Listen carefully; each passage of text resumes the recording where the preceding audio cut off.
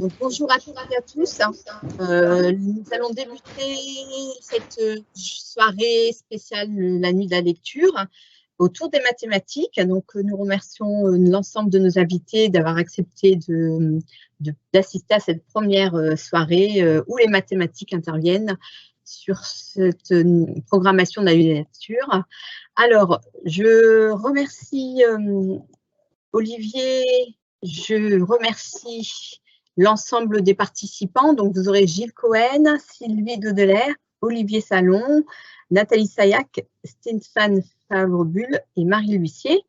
Donc, je vais laisser les invités se présenter assez rapidement, le temps que Gilles Cohen puisse se connecter. Donc, on va commencer par Sylvie. Donc, je m'appelle Sylvie Daudeler, et même si vous voyez indiqué Laurent Berthaud, et j'écris un livre sur Sophie Germain, voilà, la mathématicienne.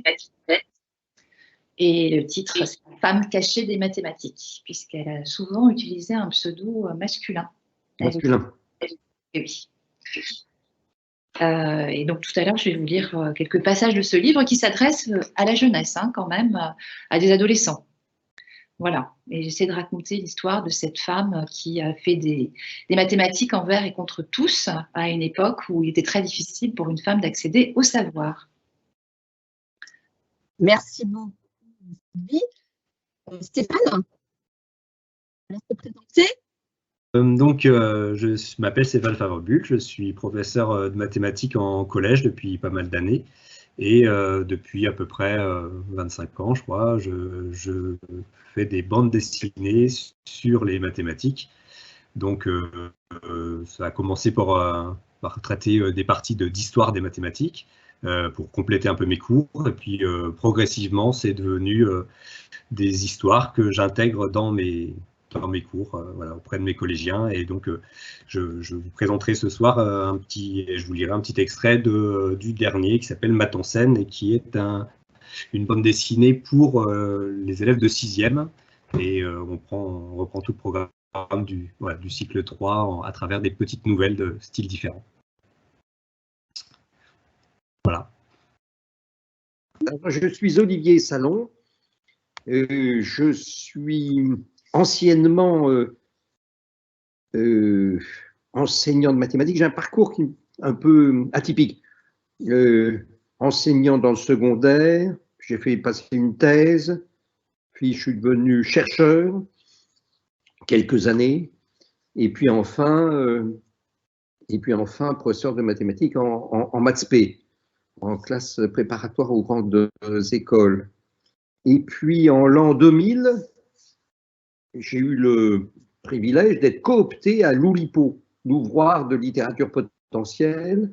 C'est un groupe qui existe depuis un peu plus de 60 ans, qui a toujours réuni et des écrivains et des mathématiciens avec toutes les combinaisons possibles. Il y a des écrivains non mathématiciens, il y a des mathématiciens non écrivains, il y a des mathématiciens écrivains. Voilà. Et donc, j'ai été coopté dans ce groupe et du coup, je me suis mis à écrire et à publier, et puis à exercer le métier d'intermittent du spectacle, de comédien de théâtre, si bien que j'ai fini, il y a une douzaine d'années, par abandonner l'enseignement des mathématiques pour me consacrer uniquement à l'écriture et au théâtre. Voilà. Alors, je n'ai jamais écrit sur les mathématiques à proprement dit, puisque c'est un peu le sujet de ce soir. Mais enfin, j'ai quand même fait j'ai écrit une biographie, ça m'a pris une dizaine d'années, la biographie de François Le Lyonnais. Alors, dans les milieux courants, François Le Lyonnais est un illustre inconnu. J'espère que ce soir, il ne le sera pas. Je ne parlerai pas de François Le Lyonnais du tout, mais j'imagine que ce soir, François Le Lyonnais a quand même publié, à la toute fin de sa vie, en 83, il publie un petit recueil qui s'appelle Les nombres remarquables. C'est un dictionnaire, oui, c'est un catalogue, c'est un florilège de nombres, les nombres remarquables. En général, c'est un peu connu dans le milieu mathématique. C'est une curiosité, voilà, une curiosité, où il présente par ordre croissant les nombres qu'il a choisis et avec une description de l'intérêt de ces nombres. Enfin, c'est un monsieur passionné par les mathématiques et qui, justement, a fondé l'Oulipo avec Raymond Queneau en 1960. Voilà. Pour ce qui est de ce soir, j'écris d'autres livres, des recueils de poésie, des livres de détournement de tableaux du patrimoine. Et là, ce soir, je vais présenter l'un des contes de ce recueil qui s'appelle Légendes de légendes. Ça s'appelle Légendes de légendes.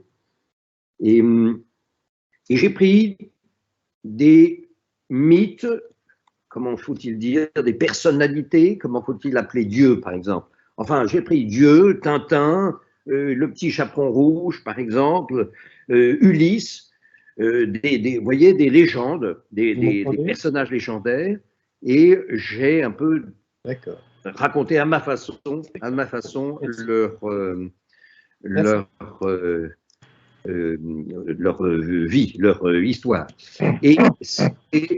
Et c'est le 1001e conte que je vais lire ce soir, que je vais lire tout à l'heure, après que Gilles, que je vois apparaître, aura fait sa déclaration. Voilà. Merci. Gilles nous a rejoint. Nous attendons aussi Nathalie qui viendra un peu plus tard.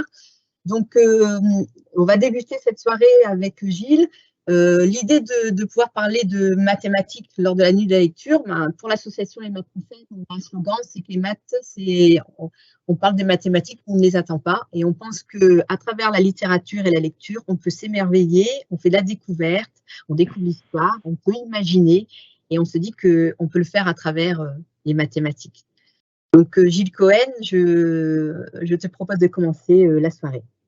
Eh bien, merci beaucoup, et puis désolé d'avoir retardé le début de ce programme. Il y a eu un problème technique qui faisait que je n'ai pas pu me connecter tout de suite. Voilà. Comme vous le savez, ça fait des années que je m'occupe de vulgarisation et en particulier de Tangente. Et dans Tangente, il y a quand même une règle, c'est de dire les mathématiques ne sont pas réservées, ce n'est pas un endroit qui est réservé à une petite élite, c'est au contraire, ça fait partie de la culture, et tous les autres moyens de culture, et évidemment la littérature, travaillent ensemble avec les mathématiques pour que les gens, pour que toutes les personnes aient une approche globale de ce qu'est le monde, et non pas, il n'y a pas d'un côté les scientifiques, de l'autre côté les littéraires, etc. Donc ça fait des années qu'on parle de ça, et il se trouve que nous avons publié il y a quelques années dans Tangente un ouvrage qui est d'abord un hors-série et ensuite ça a été un livre qui s'appelle, qui est Mathématiques et littérature. Alors comme je ne me vois pas, je ne sais pas si on voit, voilà, c'est la couverture. Voilà, si ça y est, je me vois sur le côté. Et ça, c'est donc Mathématiques et littérature où nous avons parlé de énormément de choses. Alors, Olivier n'est pas intervenu, mais il y a plusieurs membres de l'Oulipo qui sont intervenus dans ce numéro. Voilà. Et par ailleurs, moi, eh bien, depuis ma jeunesse, il y a un auteur que j'adore. Un auteur que j'adore, qui m'a bouleversé. Alors, j'ai ici un livre qui date de près de 50 ans. Voilà. Je ne sais pas si on le voit. Voilà. Oui. Le titre, c'est Les Chants de Maldoror. L'auteur, c'est Lautréamont, alias Isidore Ducasse. Isidore Ducasse, oui. Voilà. Et j'ai écrit de nombreux articles sur lui. Et donc, ce que je vais faire, si vous êtes d'accord, c'est lire un article que j'ai écrit dans Mathématiques et littérature sur Lautréamont, un article relativement court, mais surtout, après, vous lire le texte de Lautréamont, qu'un certain nombre d'entre vous connaissent peut-être, et qui commence par « Ô mathématiques sévères ». Voilà. Alors, donc, aux mathématiques sévères, c'est d'ailleurs le titre de l'article que j'ai écrit, qui n'est pas long, donc il ne prendra pas beaucoup de temps. Le texte de Lautréamont en prendra un peu plus, mais c'est pas mal de lire l'article parce que, pour ceux qui ne connaissent pas Lautréamont, ça permet quand même d'avoir une introduction intéressante à ce texte. On sait peu de choses d'Isidore Ducasse. Il naquit à Montevideo le 4 avril 1846.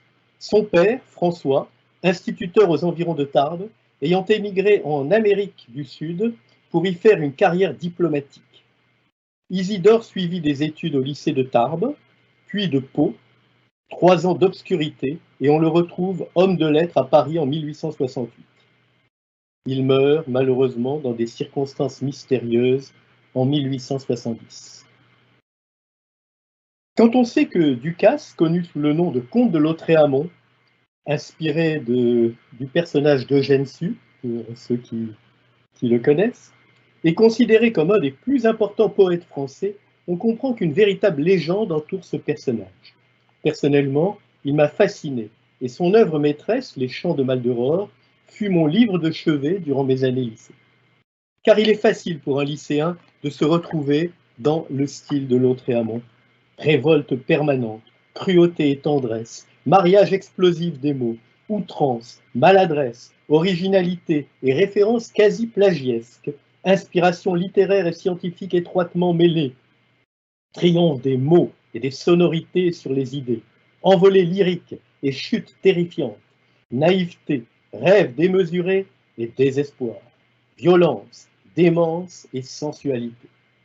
Lautréamont, c'est la première tentative d'anticonformisme des mots qui a fait dire à André Gide « La lecture de Rimbaud du 6e chant de Maldoror me fait prendre en honte, de Lautréamont, je suppose, me fait prendre en honte mes œuvres et tout ce qui n'est qu'un résultat de la culture en horreur. » Les chants de Maldoror forment une sorte d'épopée en prose, célébrant la lutte du révolté, Maldoror, contre Dieu.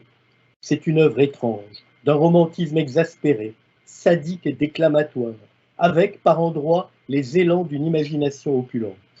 C'est un cataclysme d'images, d'associations inédites, la recherche d'une nouvelle vision de l'esthétisme. On retrouve, au fil de l'œuvre, des comparaisons qui renversent les valeurs traditionnelles de la beauté. La beauté, c'est le miracle de la nature. Beau comme la rétractibilité des serres des oiseaux rapaces. Beau comme les 2 filaments tentaculiformes d'un insecte. La beauté, c'est aussi l'attraction vers le néant ou le morbide. Une figure plus qu'humaine, triste comme l'univers, belle comme le suicide. Ou encore, beau comme la loi de reconstitution des organes mutilés, et surtout comme un liquide éminemment putrescible. La beauté, c'est l'aléa, beau comme l'incertitude des mouvements musculaires dans les plaies des parties molles de la région cervicale postérieure, et surtout comme la rencontre fortuite sur une table de dissection d'une machine à coudre et d'un parapluie. On pourrait rajouter beau comme la rencontre fortuite sur une feuille de papier, 2 mots qui ne semblent rien avoir à faire ensemble. La beauté, c'est les mathématiques, beau comme un mémoire sur la courbe que décrit un chien courant après son maître. Les mathématiques jouent un rôle important dans l'œuvre de Lautréamont. D'abord, à cause de la fameuse strophe 10 du chant 2, que je vais vous lire ensuite, qui restera à jamais un morceau d'anthologie. Ensuite, parce que la culture mathématique est sous-jacente dans chaque texte. La trinité grandiose, arithmétique, géométrie, algèbre, est directement ou indirectement célébrée partout. Pourtant, on n'a jamais pu dire avec certitude quel niveau Isidore Ducasse avait atteint en mathématiques. Certains affirment que durant ces 3 années mystères, de 1965 à 1968, il préparait Polytechnique. D'autres que son niveau l'en rendait incapable et qu'il était simplement retourné en Uruguay. Quoi qu'il en soit, Lautréamont a été un des premiers à montrer qu'il n'y a aucune différence fondamentale entre l'esprit littéraire et l'esprit mathématique. Lautréamont est un poète. Comme tel, il a jonglé avec les mots. Comme tel, il s'est renié. Et ses excès ne sont que des jeux. Mais il s'est malheureusement trouvé des sots pour prendre au mot, croire qu'il était un super sade, que la violence qu'il étalait complaisamment était une philosophie qu'il prônait, d'où des essais critiques délirants et même des tentatives de récupération à des fins politiques. Pourtant, Lautréamont, outre les chants de Maldoror, a laissé des recueils de poésie et expliqué à leur sujet avoir changé de méthode littéraire pour ne chanter que l'espoir, l'espérance, le calme, le bonheur, le devoir. Objectif non atteint, confirmation que Maldoror n'est que l'expression géniale mais immature d'un écrivain presque encore lycéen qui a découvert une nouvelle forme d'écriture mais pas tout à fait trouvé son style. Voilà, ça c'était ma présentation et je vais vous lire quelques pages seulement parce que voilà, des chants de Maldoror, c'est le comment dirais-je, c'est le chant 2, c'est le chant 2 et la strophe 10 et ça s'appelle donc, ça commence par Ô mathématiques sévères. Ô mathématiques sévères, je ne vous ai pas oublié depuis que vos savantes leçons, plus douces que le miel, filtrèrent dans mon cœur comme une onde rafraîchissante. J'aspirais instinctivement, dès le berceau, à boire à votre source, plus ancienne que le soleil, et je continue encore de fouler le parvis sacré de votre temple solennel, moi, le plus fidèle de vos initiés. Il y avait du vague dans mon esprit, un je ne sais quoi épais comme de la fumée, mais je sus franchir religieusement les degrés qui mènent à votre autel, et vous avez chassé ce voile obscur comme le vent chasse le damier. Vous avez mis à la place une froideur excessive, une prudence consommée et une logique implacable. À l'aide de votre lait fortifiant, mon intelligence s'est rapidement développée et a pris des proportions immenses au milieu de cette clarté ravissante dont vous faites présent avec prodigalité à ceux qui vous aiment d'un sincère amour. Arithmétique, algèbre, géométrie, trinité grandiose, triangle lumineux, celui qui ne vous a pas connu est un insensé. Il mériterait l'épreuve des plus grands supplices, car il y a du mépris aveugle dans son insouciance ignorante. Mais celui qui vous connaît et vous apprécie ne veut plus rien des biens de la terre, se contente de vos jouissances magiques et, porté sur vos ailes sombres, ne désire plus que de l'élever d'un vol léger en construisant une hélice ascendante vers la voûte sphérique des cieux. La terre ne lui montre que des illusions et des fantasmagories morales. Mais vous, ô mathématiques concises, par l'enchaînement rigoureux de vos propositions tenaces et la constance de vos lois de fer, vous faites luire, aux yeux éblouis, un reflet puissant de cette vérité suprême dont on remarque l'empreinte dans l'ordre de l'univers.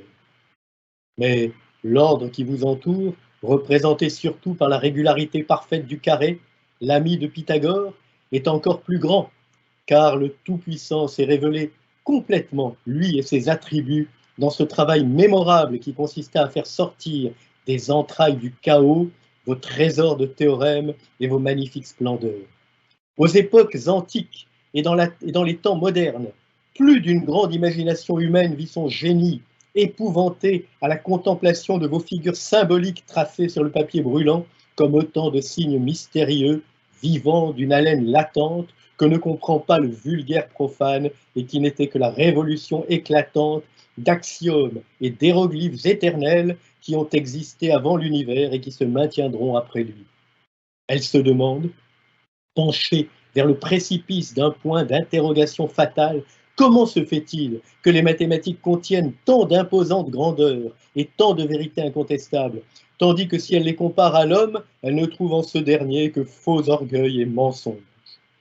Alors, cet esprit supérieur, attristé par la familiarité noble de vos conseils, fait sentir davantage la petitesse de l'humanité et son incomparable folie, plonge sa tête blanchie sur une main décharnée et reste absorbé dans des méditations surnaturelles. Il incline ses genoux devant vous et sa vénération rend hommage à votre visage divin comme à la propre image du Tout-Puissant. Pendant mon enfance, vous m'apparûtes, une nuit de mai, au rayon de la lune, sur une prairie verdoyante, au bord d'un ruisseau limpide, toutes les trois égales en grâce et en pudeur, toutes les trois pleines de majesté, comme des rêves. Vous fîtes quelques pas vers moi, avec votre longue robe, flottant comme une vapeur, et vous m'attirâtes vers vos fières mamelles comme un fils béni. Alors, j'accourus avec empressement, mes mains crispées sur votre blanche gorge. Je me suis nourri avec reconnaissance de votre manne féconde, et j'ai senti que l'humanité grandissait en moi et devenait meilleure.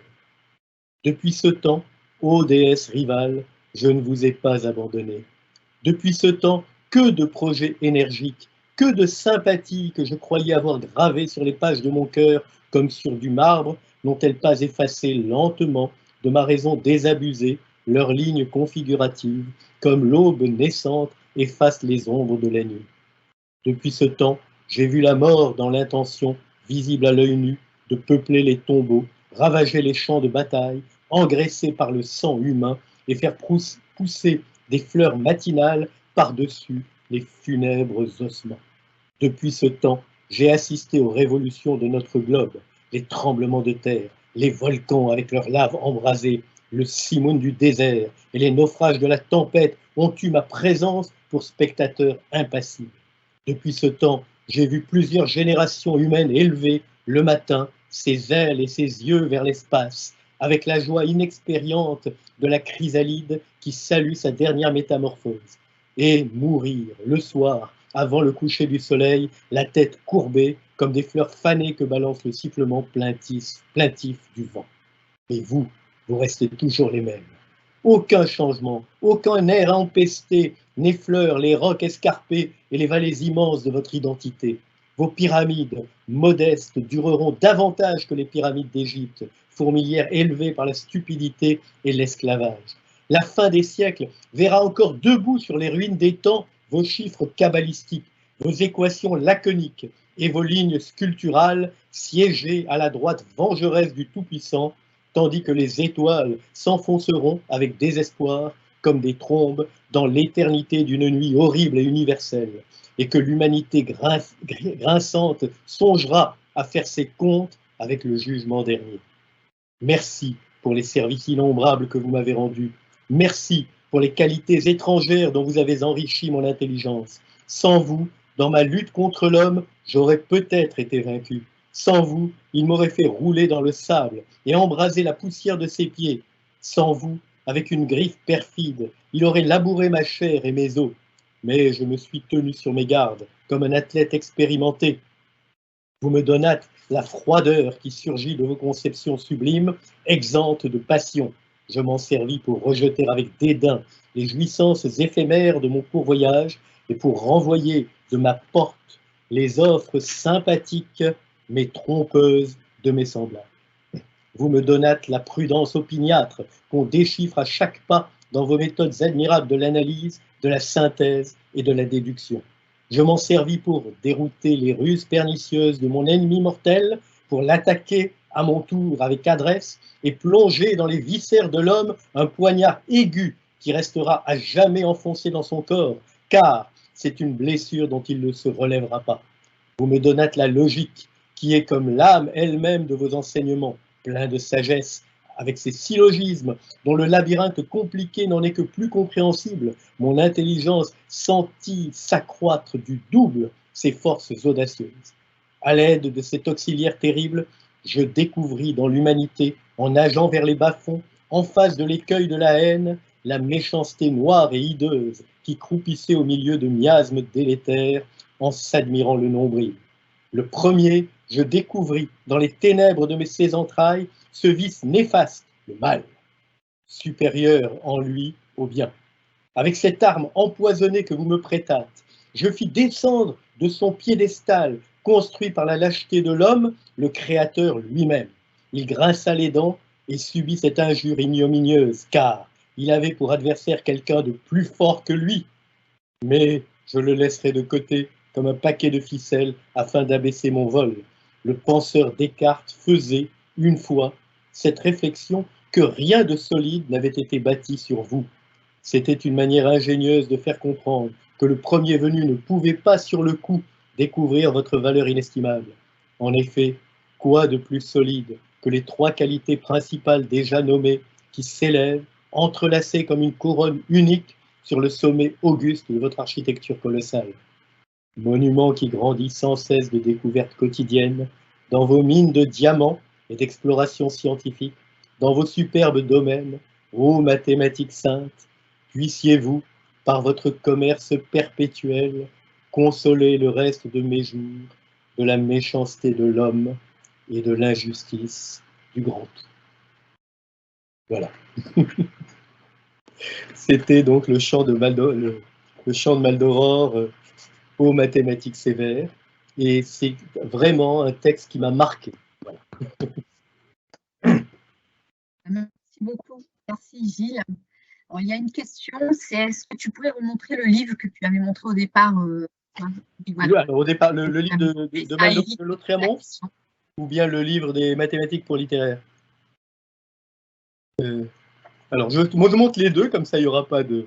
Alors, mathématiques pour littéraires, c'est celui-là. D'ailleurs, on est en train de le rééditer, voilà, parce qu'il a eu pas mal de succès. Et puis, celui que j'ai dans ma bibliothèque depuis très longtemps, c'est celui-là, donc Les Chants de Maldoror. Voilà. Je ne sais pas si ça répond à la question. Merci beaucoup, Gilles. Donc, on va poursuivre la soirée avec Sylvie. Donc, on va continuer la soirée. On essaiera de répondre aux questions au fur et à mesure. Voilà, Sylvie. Oui, bonsoir à tous. Voilà, donc comme j'expliquais, j'ai écrit un livre sur Sophie Germain. En 2 mots, j'ai choisi ce personnage il y a quelques années. J'assistais à un colloque sur les adolescents, les sciences et la littérature, la lecture, attention, la lecture. Et très vite, les conférenciers ont commencé à parler du problème des filles qui étaient peu nombreuses dans les filières scientifiques sévères et dures, comme la physique, les mathématiques et l'informatique. Donc, il y a eu beaucoup d'explications, tout un faisceau d'explications d'ailleurs à ce sujet, et notamment un qui m'a interpellée, puisqu'on a expliqué qu'elle manquait de modèles féminins dans l'histoire des sciences. Alors bien sûr, il y a Marie Curie qui est un modèle un petit peu écrasant, parce que 2 prix Nobel quand même, ça fait beaucoup. Et moi, je me suis souvenu que j'avais lu, mais très peu de choses d'ailleurs, sur une certaine mathématicienne, Sophie Germain, et je me souvenais qu'elle avait pris l'identité d'un homme, en tout cas, pour se procurer les cours de Polytechnique en 1794, et qu'elle avait continué à utiliser un pseudo masculin pour correspondre avec les grands mathématiciens de son époque. Et voilà, donc je me suis dit que c'était peut-être un personnage intéressant. J'ai creusé, je l'ai trouvé très romanesque en fait, parce qu'elle est audacieuse, elle est culottée, elle est très obstinée. Et donc raconter son histoire m'a tout de suite plu. Et en plus, je trouvais que c'était intéressant de montrer à quel point, à travers son destin, mathématicienne contrariée, combative, masquée, montrait à quel point il était difficile pour une femme, à cette époque, et même après, d'accéder au savoir scientifique. Voilà. Donc, je vais vous lire le début du livre, tout simplement. Sophie Germain a découvert les mathématiques on le sait précisément, puisqu'il s'agissait du 13 juillet 1789, donc en pleine Révolution française, en début de la Révolution française. Elle habitait près du Châtelet, rue Saint-Denis, donc elle avait le nez sur les événements. De sa fenêtre, elle a vu tous les manifestants, les révolutionnaires, les têtes fichées dans des piques. Son père était député du tiers-état. Et donc, pendant ces journées difficiles, elle a découvert les mathématiques. Donc voilà. Alors, le premier chapitre s'appelle Révolution. Ouais, voilà. Sophie cherche un livre. Cela fait 10 bonnes minutes qu'elle est plantée devant la bibliothèque de son père et elle n'a toujours rien trouvé. Un livre, mais les étagères débordent de livres, souvent d'excellente réputation. On croise ici des contes philosophiques de l'ami Voltaire, des pièces mutines du sieur Marivaux et un trésor, plusieurs volumes de l'encyclopédie de messieurs Diderot et d'Alembert. Voilà qui devrait satisfaire n'importe quelle nature jeune et curieuse en quête de lecture. Tout à fait le genre de Sophie. Mais en ce jour particulier, elle ne veut surtout pas d'un livre léger, entraînant ou bourré de savoirs passionnants, encore moins d'un livre qui conviendrait parfaitement à une adolescente de 13 ans. Car elle sait que ce serait loin d'être suffisant. Ce qu'elle cherche, c'est un livre à part, un ouvrage coriace, qui lui donnerait du fil à retordre, un texte qui réclamerait son attention pleine et entière, qui nécessiterait un engagement de tout son être, un livre qui la scotche. Son regard parcourt une nouvelle fois tous ces titres qui se détachent en lettres d'or, et voilà qu'il bute sur ce mot bizarre, mathématiques. Qu'est-ce donc que ces mathématiques? Un pays, une contrée, une peuplade lointaine, une civilisation antique? Sophie n'en a pas la moindre idée, mais elle se dit qu'il ou elle doivent avoir de l'importance pour que l'auteur, un certain Montucla, ait choisi de raconter l'histoire des mathématiques en 2 épais volumes de 600 pages chacun. Un coup d'œil sur la table des matières du premier tome laisse à penser qu'il s'agit d'une science.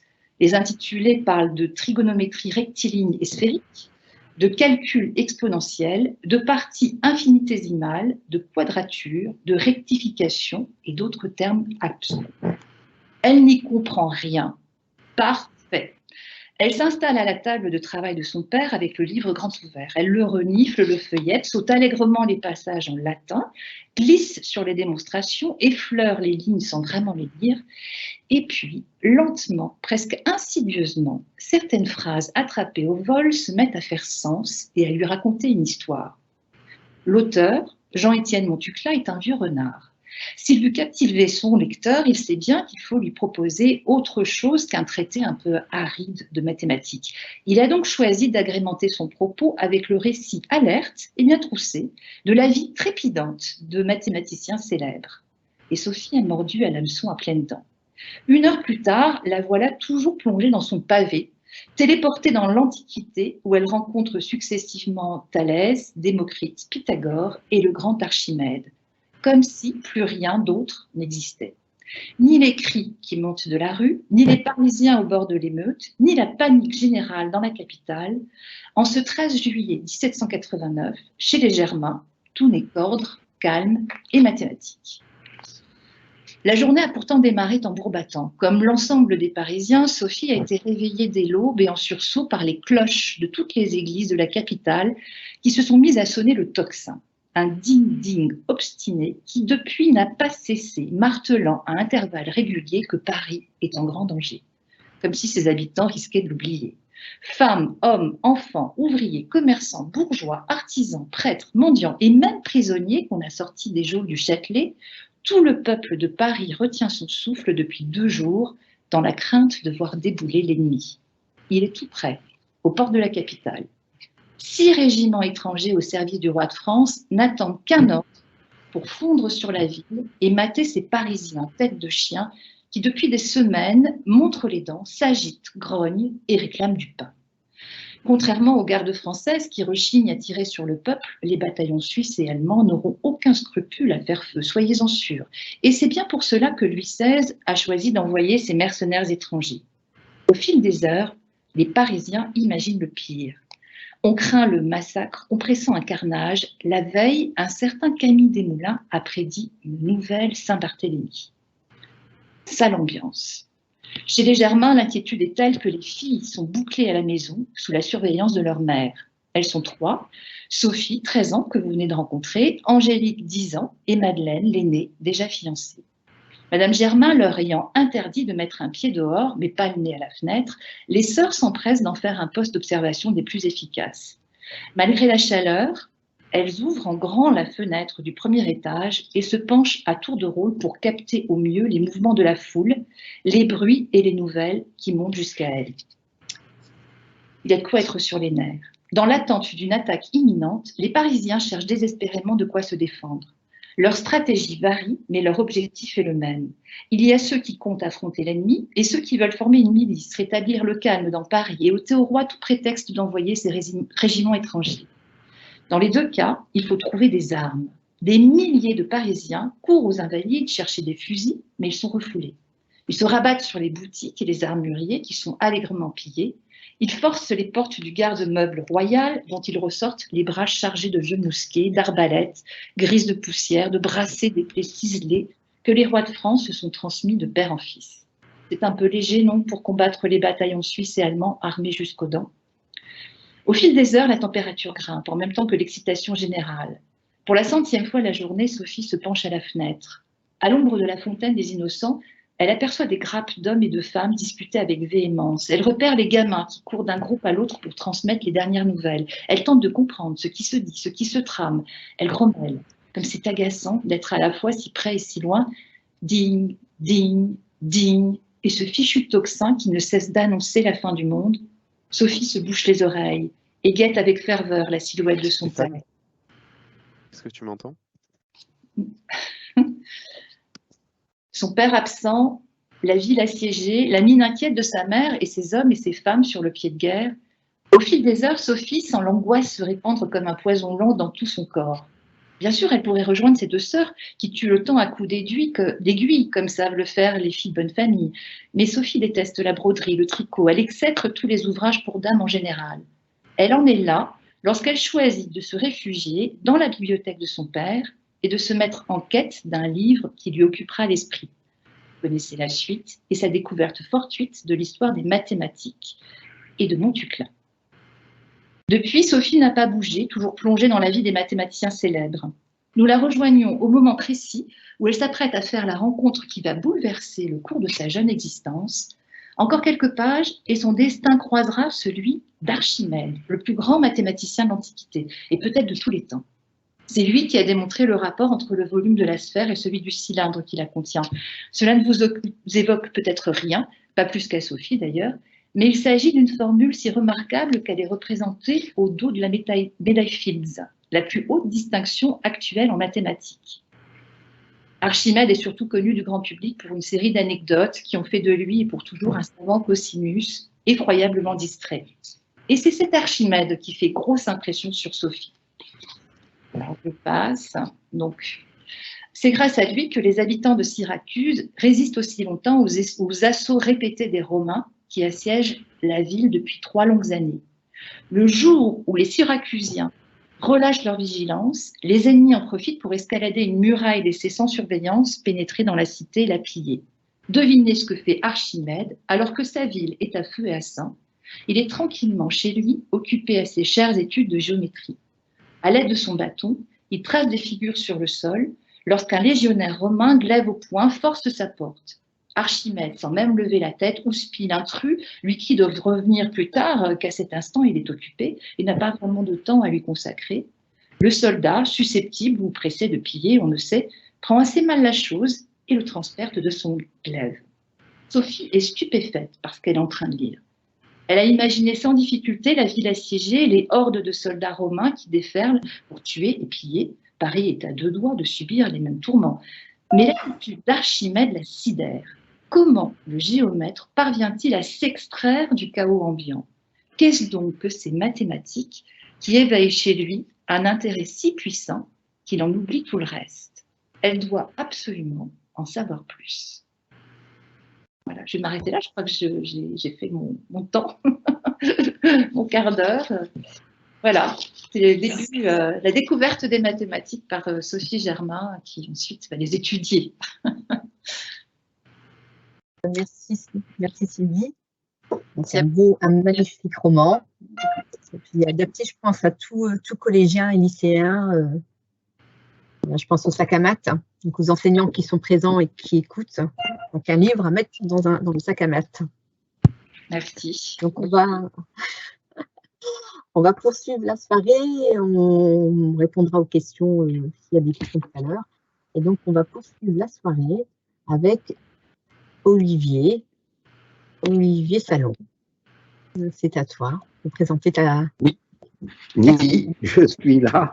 Comme je me suis présenté déjà tout à l'heure, je l'ai fait en 2 fois, et donc je vais essentiellement lire un conte qui s'appelle le 1001e conte, qui a été publié au départ au Castor Astral et qui a été repris justement dans le magazine, dans le numéro de la revue Tangente consacré au processus itératif. Voilà. Il y avait une fois, fort longtemps, dans les faubourgs de Bad Gag, c'est une mauvaise plaisanterie, un jeune enfant dont la malice rivalisait avec l'espièglerie. Il ne connaissait pas cette raillerie moqueuse ou cruelle dont jouent avec une certaine perversité les jeunes enfants, et les pics et les flèches ne pouvaient l'atteindre non plus. Assurément, et bien qu'il ne fût pas exclu du monde, son cœur était pur. Son cœur avait la pureté de la lumière. Son cœur était pur et grande était sa curiosité du monde. Il ouvrait toujours profond les yeux, prêts qu'ils étaient à découvrir quelque chose de neuf, et c'est pourquoi ses compagnons de jeu l'avaient surnommé Nordine au regard perçant. Or, Nordine était le plus heureux des enfants jusqu'à ce jour fatidique où commence le récit. Oui, ce jour-là, Nordine se trouve chez son oncle Jafar, à qui il rend visite une fois par semaine pour apprendre la morale.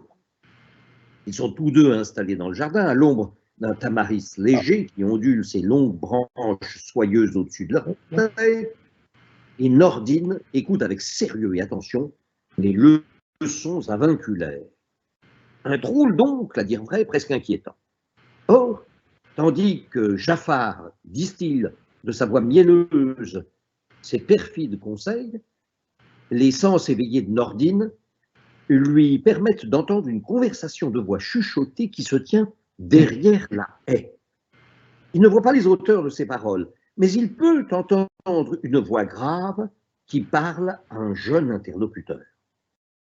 Une belle histoire apparemment, à peine entrecoupée de quelques exclamations étouffées. Voici ce que Nordine entend. Vois-tu, Mourad, il était 2 fois, dans une région reculée de la Mésopotamie, un homme au nom de Mehdi qui aimait les animaux. Mais le désespoir s'était jeté sur le pauvre homme et sa passion s'était petit à petit dénaturée. Vas-y. Ainsi, s'il continuait de l'entretenir, c'était systématiquement pour en tirer quelques profits. Cette année-là, il élevait un petit singe auquel il avait appris à pénétrer dans les demeures par de petites ouvertures et à subtiliser les objets de valeur. Certes, le singe et l'homme n'accordent pas le même crédit aux mêmes choses, mais le dresseur avait appris à son singe à reconnaître les bijoux et les objets précieux et à les lui ramener. La récompense, qui s'évaluait en bananes, était proportionnelle à la quantité de bijoux rapportés, et cela, le petit singe le comprenait. Or, voici qu'un jour, ayant pénétré secrètement une belle bâtisse qui contenait de multiples trésors, le petit singe reconnut sur une petite table la couverture d'un petit ouvrage. Et cette couverture dessinée représentait un petit chacal. Surpris, notre singe laissa là ses affaires en plan et, comme mu par un sourd pressentiment, se plongea dans la lecture de l'ouvrage. Immédiatement, l'aspect féerique de la narration l'enchanta. Car voici ce que disait le livre. 2 points. Il y avait 3 fois, en des temps très anciens, dans une famille très pauvre, une ravissante jeune enfant qui s'appelait Myriam. Myriam était si belle et si aimable que ses parents, détournant cette qualité naturelle, la chargeaient de faire pour eux toutes sortes de services nécessitant négociation. Ils pensaient en effet que le charme de leur fille serait de nature à servir leur intérêt. Le frère cadet de Myriam était déjà au travail. Comme tant d'enfants, il traînait toute la journée de ci, de là, pieds nus dans la ville pour proposer sa boisson chaude, déjà jeune marchand de thé errant. Or, pour ses 8 ans, la petite Myriam, qui n'était plus si petite que ça, reçut de l'un de ses oncles un adorable animal de compagnie, et cet animal était un chacal. Mais pas un chacal ordinaire, non, un petit chacal très malin. Myriam bondit de joie. Pour sa première nuit, elle autorisa le chacal à dormir auprès d'elle. Mais voici qu'au plus profond de la nuit, le petit chacal se mit à lui chuchoter à l'oreille l'histoire suivante qu'il tenait d'on ne sait où. 2 points. Il y avait 4 fois dans la ville d'Our un pâtissier qui avait pour nom Ali. Ali était en fait un pâtissier artiste et s'était fait une spécialité d'une espèce de nougat doré qu'on appelait halva et qui, mêlé à une riche huile d'olive, fondait lentement dans la bouche. et l'on venait de loin pour goûter les albadors d'Ali. Or, un beau jour, Ali reçut une commande d'un nombre impressionnant d'alvas. Il les livra lui-même et fut reçu par son commanditaire qui lui expliqua la chose suivante.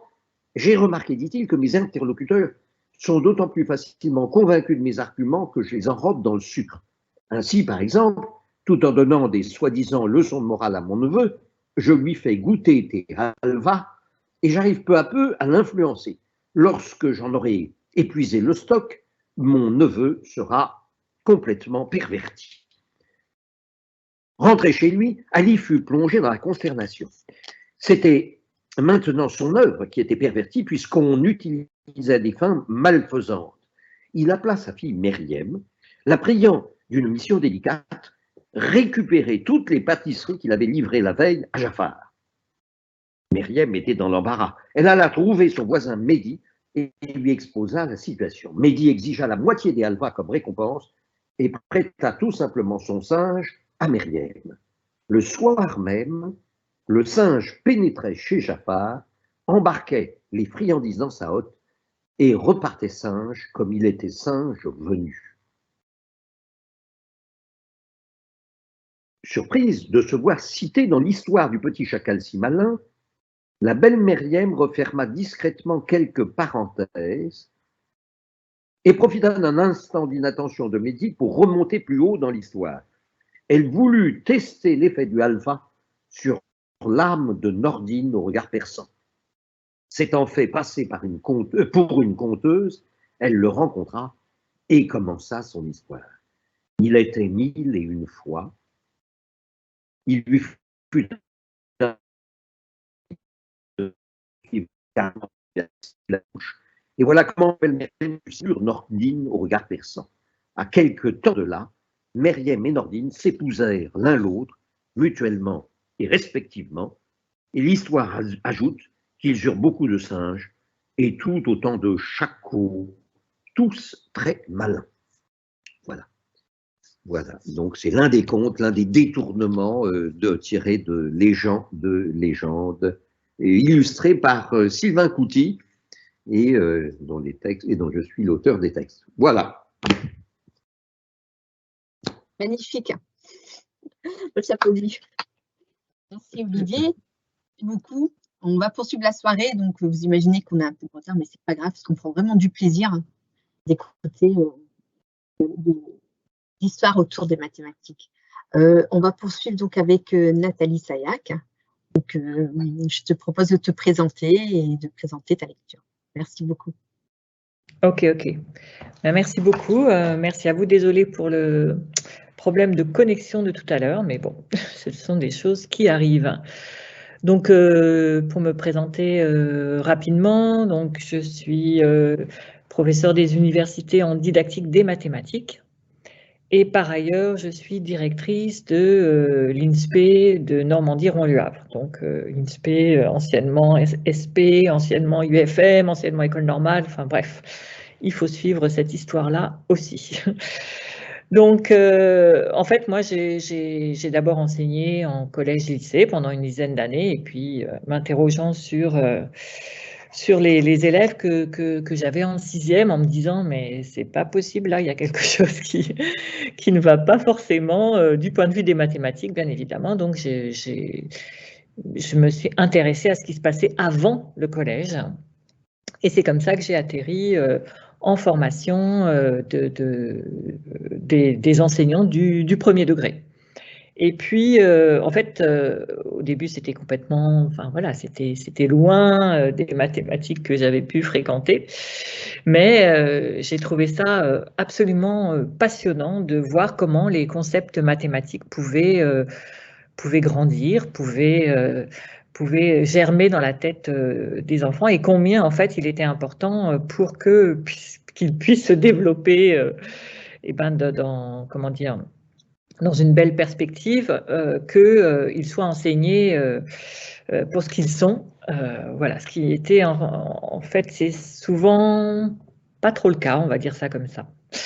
Donc voilà, donc je me suis peu à peu, quand je suis arrivée, la maternelle, c'était un peu Bon, c'est ce qu'on se redonnait, histoire de dire, il faut s'occuper de la maternelle. Donc, je suis arrivée et j'ai hérité de la formation des profs de maths en maternelle.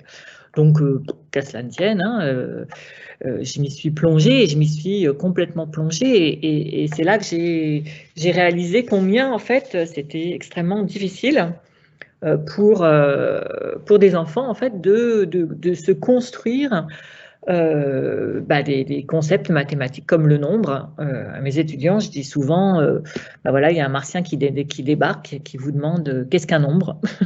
Qu'est-ce que vous lui racontez? Qu'est-ce que vous lui répondez? Donc, voilà. Après, il y a aussi l'idée que très rapidement, en fait, on pense que le nombre, c'est simplement énoncer la quantité numérique, 1, 2, 3, 4, 5, 6, 7. Et puis voilà, d'ailleurs, dans les discours qu'on peut entendre, c'est lire, écrire, compter, comme si c'était, voilà. Alors que c'est bien plus complexe que ça. Et en fait, pour essayer de faire comprendre justement aux enseignants de maternelle que les objets les objets mathématiques à enseigner étaient complexes, en fait, c'était pas facile parce que souvent ils avaient des années d'expérience et que pour faire bouger leur représentation du nombre et du coup de la façon de l'enseigner, eh bien, il fallait ruser. Bon. Alors, comme j'aime bien ruser aussi, j'avais 2 entrées, il y avait les jeux et il y avait les albums mathématiques. Donc, c'est là que j'ai commencé en fait à explorer les albums mathématiques pour savoir ce qu'ils pouvaient proposer aux enfants. Et là, j'ai un petit peu déchanté parce qu'en fait, du point de vue mathématique, c'était extrêmement pauvre. Et pauvre du point de vue de ce que sont les mathématiques.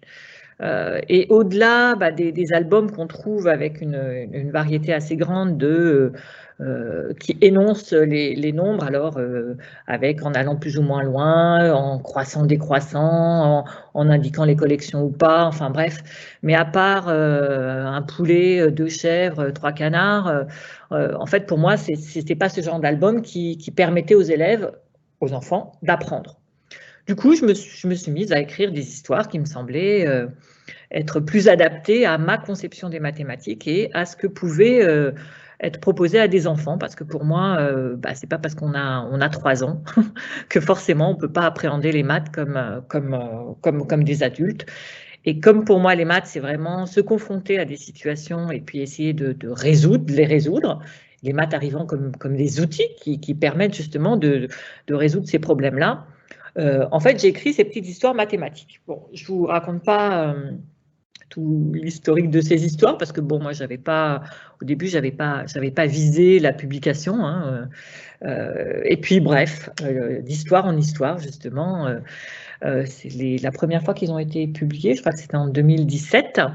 Et il y a eu des histoires en fait. Donc, ça s'appelle les petites histoires mathématiques. Alors, je vous montre. Alors, je ne sais pas si vous voyez ça. Et les premières histoires, c'était sur le nombre. Ensuite, il y a eu l'histoire sur la mesure. Ensuite, il y a eu sur le calcul, la géométrie. Et l'année dernière, il y a eu sur la résolution de problèmes. Donc, voilà. Et puis, ces histoires, en fait,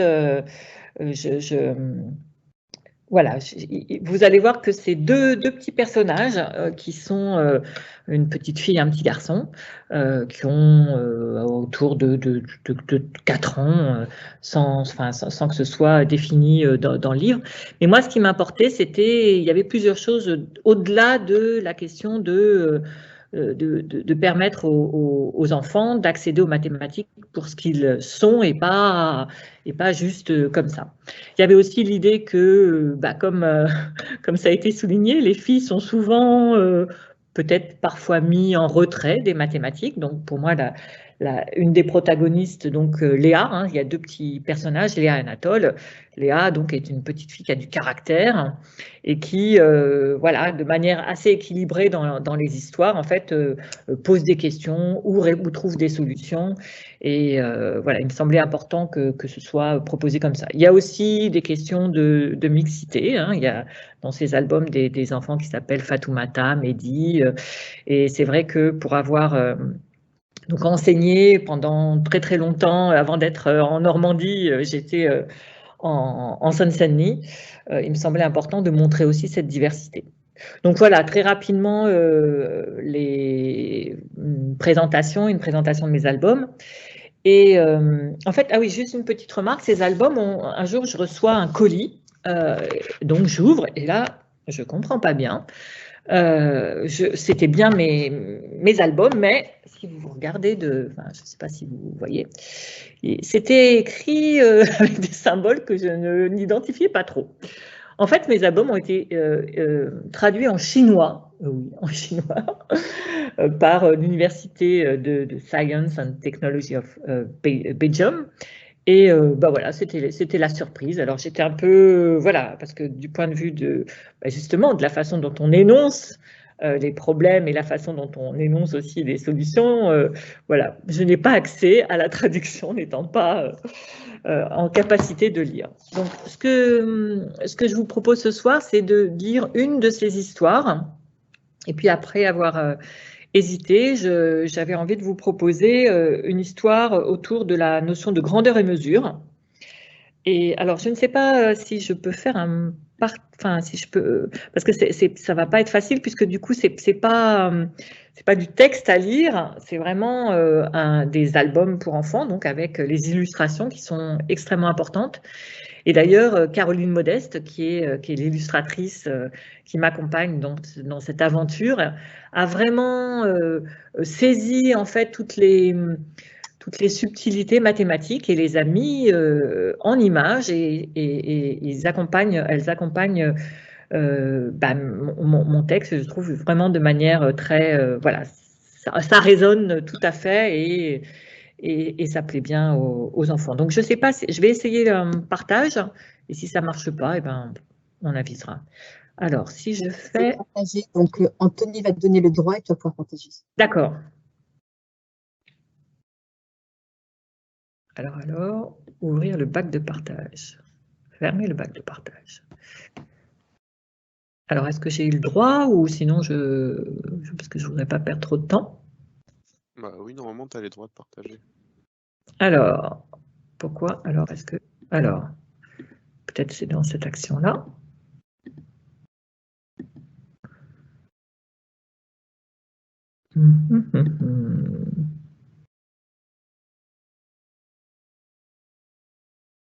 Bon, eh bien, je ne vois pas où. Parce que quand j'appuie sur bloc de partage, je n'arrive pas à l'ouvrir. Bon, bah écoutez, on va pas traîner trop longtemps. Alors, je ne vais pas vous le lire en chinois.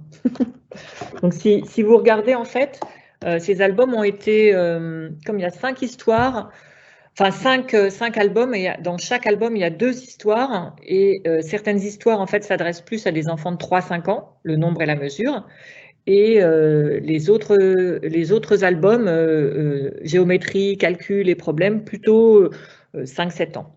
Donc, à la rentrée, mon éditeur Circonflexe les a compilés.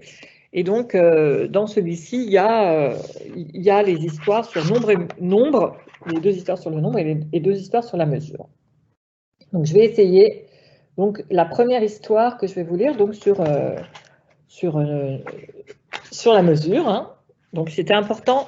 L'idée pour moi, en fait, à travers ces albums, c'est aussi de présenter les différentes procédures. Alors, j'espère que je ne vais pas trop jargonner, mais les différentes façons que les enfants peuvent développer pour résoudre le problème posé. Et à la fin, en fait, il y a la méthode dite experte, mais il y a ce cheminement, en fait, un peu personnel des enfants qui permettent, en fait, d'accéder justement au savoir. Donc, voilà. Il y a la petite Léa qui arrive et qui dit ce soir, Léa va dormir chez son copain Anatole. Elle a apporté son sac avec ses affaires. Vous voyez ou pas? Non. Mon sac est trop lourd, je n'arrive presque pas à le porter, dit Léa. Il est certainement moins lourd que mon sac de sport, répond Anatole. Alors, dans ce cas, va le chercher pour qu'on les compare, dit Léa. Je suis certaine que tu te trompes.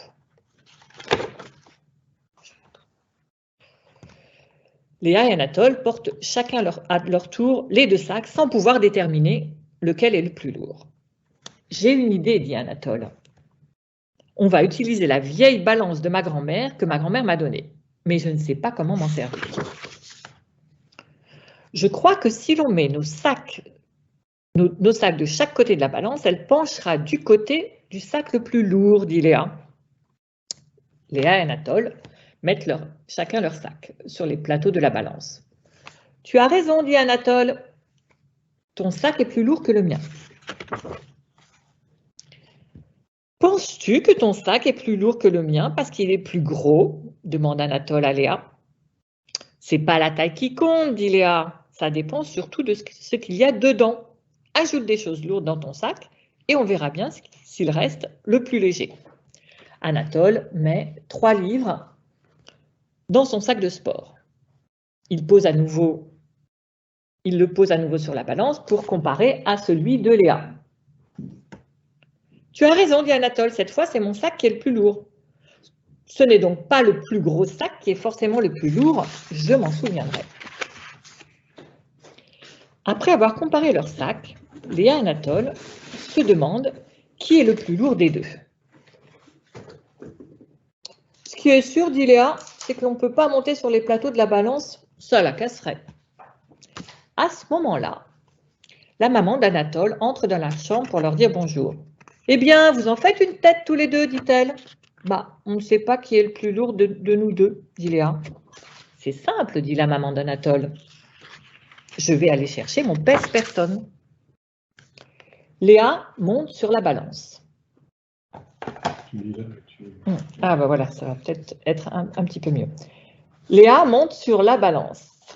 Le suspense est total. Tu pèses 16 kilos et 700 grammes, dit la maman d'Anatole à Léa. Anatole monte à son tour sur le pèse-personne. Et toi, Anatole, tu pèses 17 kilos et 200 grammes, dit sa maman. C'est donc toi le plus lourd. En fait, peu importe si les enfants comprennent ou pas, enfin, par rapport à la désignation, il y a bien écrit 16.7 et puis 17.2. Mais ce qu'il faut qu'ils comprennent, c'est qu'effectivement, il y a un outil qui permet, un outil chiffré, avec des unités de mesure qui permettent de donner la réponse. Léa regarde Anatole d'un air contrarié et lui dit « Anatole, t'imagines surtout pas parce que tu es le plus lourd que tu es le plus fort. » Ça, c'est une autre histoire, dit Anatole, en riant. La maman d'Anatole leur demande alors « Et vos paupières, elles ne sont pas lourdes ? Il est temps d'aller vous coucher si vous voulez être en forme pour l'école demain. » Et voilà. Donc, juste cette histoire pour vous montrer en fait que, vous voyez, qu'il y a confrontation à une situation que les enfants veulent résoudre. Et puis, ils essayent des choses. Et puis, petit à petit, en fait, on voit que la solution mathématique est apportée. Voilà, je crois que j'ai utilisé mon temps pour vous présenter ces albums. Merci beaucoup, Nathalie.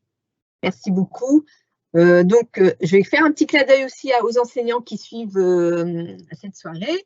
Donc, je pense au sac à maths encore. Et donc, ce sont des livres qu'on peut proposer dans les sacs à maths pour les petites classes. Donc, voilà. Donc, on a mis le titre. Donc, on a une remarque de Céline Cadet qui te remercie pour ces livres. Et puis, il y aura une question tout à l'heure pour Sylvie que je poserai. Donc là, on va continuer. Donc, Gilles, si on pouvait parler de Littéramat, c'était une première action qu'il y a eu en 2016, Tangente, plein d'associations. Je pense à l'association des profs de maths. Et il y a une liste de livres qu'on peut retrouver, je pense, vers vous, vers Tangente. Et puis, il y a maintenant le groupe Littéramat. Alors, il faudrait allumer ton micro. Gilles, le temps que Stéphane se prépare et qu'il partage. Pardon. Est-ce que vous m'entendez là? Oui. Oui, d'accord. Oui, vous m'entendez? Oui? Oui, très bien. D'accord. Donc, ce que j'étais en train de montrer, c'était le Tangente Éducation, non pas le dernier, mais le précédent, auquel d'ailleurs avait collaboré Marie L'Huissier, qui est là, et dans lequel on trouve une liste de livres qui a été réalisée effectivement par une petite équipe où essentiellement, les plus actives sont Alice Ernoult et Martine Brio, et une liste de livres niveau par niveau qui est conseillée pour les établissements. Alors voilà, donc là, je ne sais pas ce qui se voit. Est-ce qu'on voit Littéramat? Ouais. Voilà. Donc, Oui, on le voit. voilà. Donc, c'est une liste conseillée pour les établissements scolaires, mais au départ, quand elle a été créée, la liste Littéramat avait commencé juste par collège et lycée, et maintenant, ça démarre beaucoup plus tôt, puisque ça commence dès le cycle 1 et même avant. Voilà. Donc, et c'est une liste qui est mise à jour chaque année, disons, et avec un site d'ailleurs, littéramat.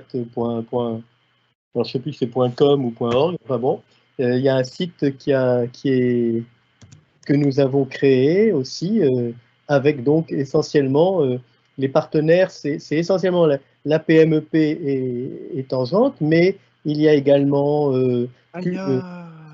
Publimat, il y a les IREM, il y a pas mal de partenaires qui jouent un rôle dans Littéramat. Voilà.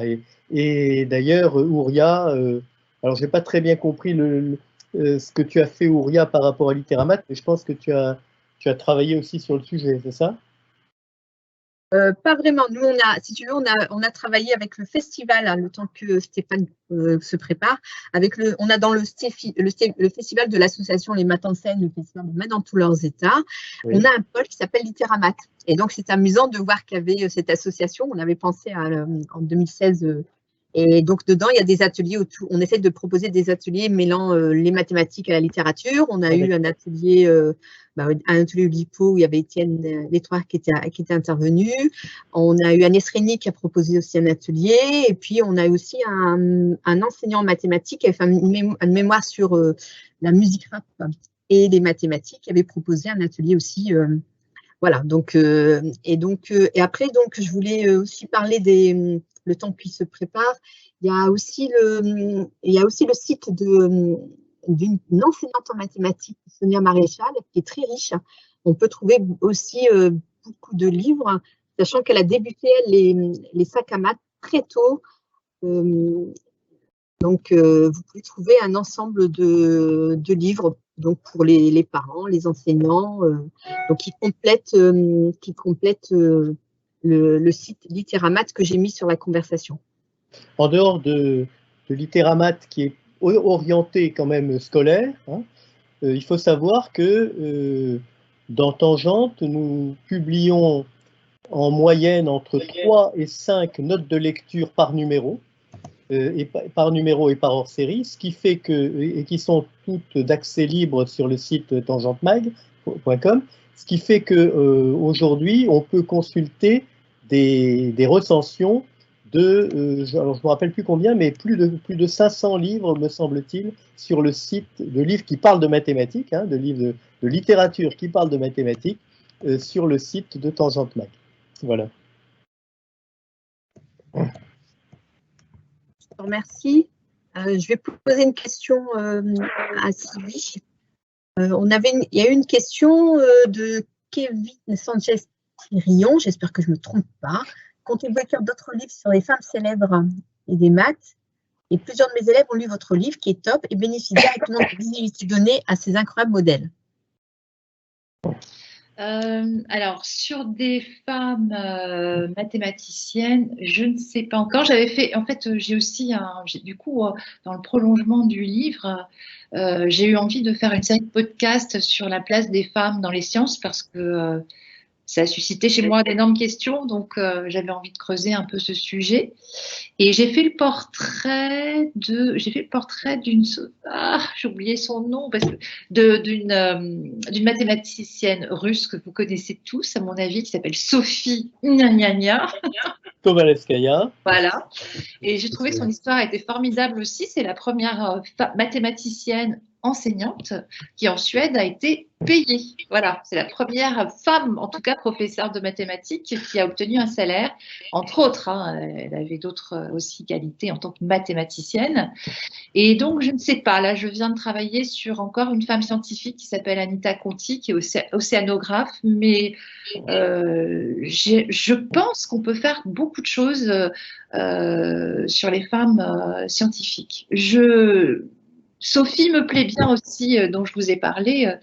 C'était aussi une femme, une mathématicienne qui a participé aux événements de la Commune en France, qui a été ambulancière, donc très peu de temps, mais elle a vraiment aussi un parcours assez incroyable. Donc peut-être. Voilà. Merci beaucoup, merci Sylvie. Donc c'est bon pour Stéphane. Merci. Donc Stéphane va pouvoir débuter sa présentation et sa lecture. Donc je vais tenter un exercice que je n'ai jamais fait, c'est-à-dire lire un petit passage, une des nouvelles de Matt Hansen, donc d'une bande dessinée. Donc je partage avec vous mon écran. Là vous avez la page de garde avec le titre de la nouvelle qui s'appelle Le Veilleur des Agneaux. Et je vais faire défiler les pages et vous lire ou vous raconter rapidement pour que vous puissiez suivre avec le même rythme que moi cette petite histoire. Voilà, donc là on part sur de l'heroic fantasy avec un mage qui s'adresse à une elfe et à un nain en leur disant « Je crois vous avoir exposé toute la situation. Avez-vous des questions à me poser ?» « Non, maître Thalys, quant à moi, je suis prête à vous suivre pour ce long et dangereux périple. Tout ça pour aller chasser un vieux mouton ? Non, pour trouver le bélier porteur de la toison écarlate. Bah, c'est ce que j'ai dit. Et on a vraiment besoin de se coltiner la petite elfe, son orgueil et ses oreilles pointues ? Pas de mauvais esprit, Warold. Allez, suivez-moi. Depuis que Course de Mort est en son influence, le ciel reste gris, la nature gelée et infertile. La puissance des nécromanciens ne cesse de grandir, et nous mourrons bientôt tous de faim et de froid. Seul le pouvoir de la toison écarlate l'arrêtera. Nous formons désormais tous les trois la communauté de l'agneau. Ce parchemin représente la carte des terres d'Epsoline. Votre première étape est le tristement célèbre labyrinthe d'Erdonir. Je vous laisse ce manuscrit avec quelques indications et je pars de mon côté disposer quelques leurres pour tromper Course de Mort. On se retrouve au pont suspendu.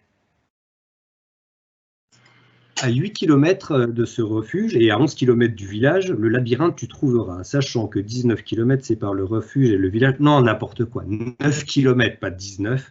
Allez, donne-moi ça. Le labyrinthe, le refuge et le village forment un triangle dont on connaît les longueurs des trois côtés. Il suffit donc de tracer à l'aide d'un compas le triangle LRV, et voilà le triangle et l'emplacement donc du labyrinthe. Mais où est passé maître Thalys? Alors là, l'elfe et le nain partent pour le début de leur périple, ils marchent longtemps dans la neige, et ils arrivent devant un mur. Pas de doute, on y est, c'est bien le début du labyrinthe.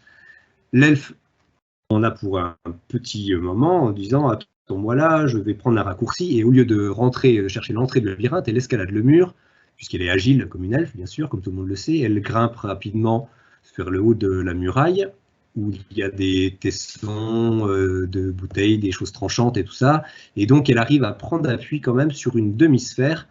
Et comme elle est très agile comme une elfe, elle saute d'une demi-sphère à une autre pour essayer d'avancer sur les murs du labyrinthe. Et hop, trop facile pour une elfe. Mais quand soudain, un fouet claque à côté d'elle, juste à côté de sa cheville, et elle a juste le temps d'accélérer le mouvement et d'échapper au Minotaure qui est à l'intérieur du labyrinthe et qui essaye de l'atteindre avec son fouet. Elle se déplace tellement vite qu'elle réussit à semer rapidement le Minotaure qui lui est obligé de contourner tous les murs et elle saute dans le labyrinthe prend le petit talisman qui était au centre du labyrinthe et ressort pour retrouver son ami le nain, enfin son ami, pas vraiment. Et donc le nain lui dit bah, tu en as mis du temps, bon allez, il faut maintenant continuer sur la même ligne, toujours tout droit et parcourir la même distance jusqu'à un arbre apparemment. Alors il se déplace et ils arrivent devant un arbre gigantesque sur lequel est gravé quelques sigles pour trouver le chemin, et il faut visiblement prendre la perpendiculaire vers l'ouest pour aller trouver le pont suspendu. Et pour la première fois, donc, le nain utilise son épée comme une équerre pour tracer un angle droit et trouver la direction du pont suspendu. Les deux acolytes arrivent au pont suspendu, ils retrouvent le mage Thalys, qui leur dit qu'il voit que tout s'est bien passé car Eoweran porte le talisman autour de son cou. Venez donc, voici le pont, joli non? Le danger ne réside pas dans l'instabilité du pont ou dans le vent, mais regardez, le mage jette un caillou sur les marches du pont et des volatiles carnivores se jettent dessus. Et donc on voit tout de suite le danger, heureusement, puisqu'ils ont un mage avec eux. Le mage va créer une bulle protectrice pour que les trois puissent traverser le pont sans être atteints par les oiseaux carnivores. Arrivé de l'autre côté du pont, l'elfe lui demande « Vous vous sentez mal, maître ?» « Non, ce n'est rien, la magie puise pas mal d'énergie, c'est tout. » Bien, la prochaine étape est l'ancien volcan cratère. En son cœur, une pierre céleste. Il vous faut trouver l'entrée d'une ancienne galerie. La distance entre les trois lieux clés est identique. Cela forme un joli triangle équilatéral, puisque tous ses côtés sont égaux. Et pour l'elfe, c'est encore un jeu d'enfant, avec quelques coups de combat, et elle va pouvoir compléter le parchemin. Alors, on a tout le trajet effectué par les deux compères depuis le début du refuge, pour aller trouver l'arbre, le labyrinthe, le pont suspendu, et maintenant, grâce à ce joli triangle équilatéral, ils vont pouvoir trouver l'entrée du tunnel. Alors, ils se rendent au tunnel, et là, le nain réussit à trouver une ancienne entrée de galerie, et ça, c'est un boulot pour un nain. Donc, il a juste à desceller la dalle, et voilà le travail, par ici ma petite dame, et les deux acolytes s'engagent dans les galeries des anciennes mines de nains. Ils avancent jusqu'à arriver à une salle gigantesque, où on a une ancienne statue d'un roi nain qui trône au milieu de la salle, avec des colonnes, des statues de nains. Le nain déroule sa corde pour qu'il puisse descendre jusque dans la salle, et qu'il récupère sur la statue le joyau dont ils auront besoin par la suite.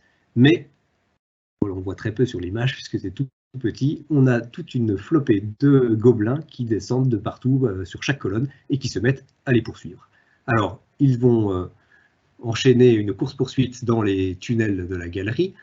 Le nain va sauter pour frapper sur la roche et pour créer un éboulis pour bloquer la sortie de la galerie. Et l'elfe et le nain, assez heureux, assez satisfaits d'eux-mêmes, se sont débarrassés des gobelins et retrouvent Maître Thalys qui, une fois encore, les attend. Le nain se demande un peu, d'ailleurs, pourquoi le Maître Thalys se déplace aussi vite, comment il fait, et surtout, pourquoi ce sont eux qui font tout le boulot. La prochaine étape, leur dit Maître Thalys, c'est de continuer leur chemin tout en évitant les flammes du grand dragon et les rochers que lance le géant. Et pour cela, il faut rester à égale distance du dragon et du géant et ainsi parcourir la médiatrice du segment dragon-géant. Voilà, ils vont parcourir le chemin comme ça, en étant à deux doigts des flammes du dragon ou des rochers que lance le géant, jusqu'à arriver à une rivière que le mage va geler pour qu'il puisse traverser tranquillement. Et ils arrivent tout près de la garde royale, la garde rapprochée de Course de Mort, qu'ils vont contourner sans faire un bruit pour accéder à un paysage où la neige fond légèrement parce qu'au milieu de ce troupeau de moutons, dans la prairie, il y a le fameux bélier qui porte la toison écarlate. Ils se rendent auprès du bélier, l'elfe prend le talisman qu'elle avait obtenu dans le labyrinthe et en sort des herbes séchées et magiques qu'elle donne au bélier, qui immédiatement disparaît, ne laissant que sa toison. L'elfe offre la toison écarlate au mage, et le nain l'orbe qu'ils ont trouvé dans la salle du trône avec la statue du roi nain. Et à ce moment-là, le maître Thalys, s'étant paré de ses nouveaux attributs, se retrouve face à Course de Mort qui arrive apparemment trop tard. Et le maître Thalys, avec son nouveau pouvoir, peut renvoyer dans les limbes Course de Mort. Voilà, à la fin de cette histoire, on retrouve le mage assez content, la nature a repris ses droits, tout est dégelé, et voilà, le monde est enfin sauvé par cette communauté de l'agneau. Et le mage dit ce pouvoir n'est-il pas prodigieux, et l'elfe ajoute tout dépend de ce que l'on en fait. Voilà, ça c'est une petite référence à Spider-Man pour les connaisseurs qui apprécieront. Voilà, je vous passe après très rapidement les petites pages où on retrouve une petite troupe de théâtre atypique que j'ai nommée la Mathematica dell'arte et qui va expliquer 2-3 notions qui ont été aperçues pendant la nouvelle et qui vont donner en prolongement une activité pour que les lecteurs puissent s'amuser eux aussi à compléter une carte pour pouvoir faire à leur tour leur quête. Voilà pour l'histoire. Alors, je vais tenter de revenir parmi vous. Il faut peut-être que je fasse quelque chose pour arrêter ça. Non, je ne sais pas, vous m'avez à l'image? Oui. Et donc, juste pour terminer, parce que là, je n'ai pas de son, et je suis un peu dans les limbes avec Course de Mort. Voilà, juste pour compléter cette petite histoire. Dans le livre Math en scène, donc au passage, j'ai découvert juste à la sortie du livre, en tapant son titre sur Internet, que il existait une fameuse association qui s'appelait les Math en scène, mais évidemment, j'avais pas fait du tout exprès, et donc j'ai découvert ça par la suite. Et donc dans ce livre, le principe, c'est de passer d'une petite histoire, un récit, alors je ne vais pas tout vous montrer, mais on passe d'un récit de science-fiction à un récit d'heroic fantasy, donc que je viens de vous lire, à un western, etc. Et chacune de ces petites nouvelles est prolongée donc par une activité qui est proposée aux lecteurs. Donc moi j'utilise évidemment ces petites histoires en classe pour mettre les élèves au travail de manière voilà, ludique et partagée. Et à la fin de toutes ces 6 nouvelles qui composent le livre, les élèves ont obtenu des codes, enfin soit une lettre, soit un nombre, et avec l'ensemble de ces 6 codes qu'ils ont obtenus pendant la lecture, ils obtiennent un mot-clé, et avec ce mot-clé, ils peuvent aller sur le site des éditions Ellipse pour obtenir une 7e histoire, voilà, une histoire inédite qui n'est pas dans le livre. C'était le petit côté interactif et escape game voilà, du livre. Voilà, alors je ne sais pas du tout ce que ça peut rendre la bande dessinée comme ça, racontée ou lue avec un partage d'écran. J'étais caché derrière mon écran, donc je ne sais pas trop comment ça peut être perçu, mais voilà, l'exercice périlleux est fini. Merci Stéphane, c'est top. C'est top. Voilà, on a le retour de Lydie qui indique que c'est top. Voilà, donc les codes de la fantaisie avec des maths dedans. Merci. Les premiers retours qu'on a. Donc on va poursuivre la soirée pour pouvoir après répondre aux questions. Puis je vois beaucoup de participants rappellent des titres concernant Sophie Germain, ou c'est sur les femmes des sciences, etc. On en parlera tout à l'heure. Et là, nous avons notre dernière invitée, une amie chère, une amie de l'association aussi, Marie Lucier. C'est à toi. Bonsoir. Désolée, tout à l'heure, je crois que tout le monde s'est un peu présenté. Moi, je n'ai pas pu être là pour la présentation. Donc, je m'appelle Marie l'huissier et je suis conteuse. Donc, en fait, j'invente et j'écris et je compte des contes mathématiques. J'ai commencé pendant mes années de thèse, pendant ma thèse de maths. Et donc, cette thèse avait une partie de recherche fondamentale et une partie orientée sur la diffusion. Et notamment, il était question de faire différents projets de diffusion à destination de différents publics. Et pour les enfants, j'ai eu envie d'écrire des histoires, déjà parce que j'aime écrire et j'aime les histoires, et aussi parce que j'ai pensé que les histoires permettaient, que souvent, le biais pour transmettre les maths vers à destination des enfants, c'est beaucoup le jeu. Et donc le jeu, c'est très chouette, ça permet plein de choses.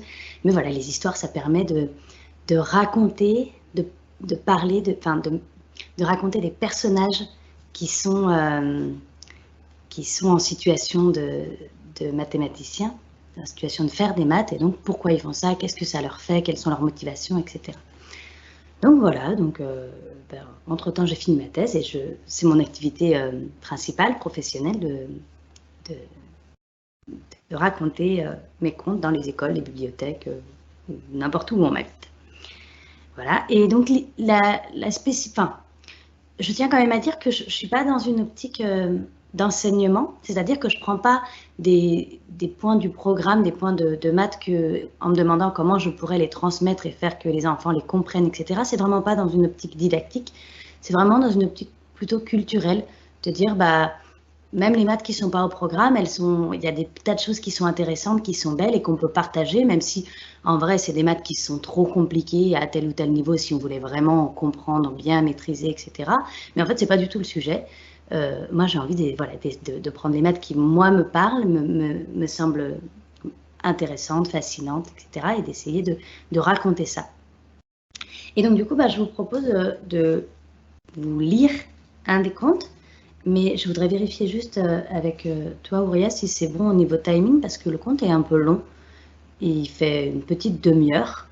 Voilà, donc il y a la possibilité de ne lire qu'un extrait si ça risque de faire un petit peu tard.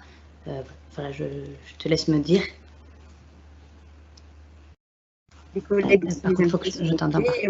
Je m'entends pas, si les invités sont OK, on peut écouter ta lecture, nous contenter. Qu'est-ce que vous en pensez, tout le monde?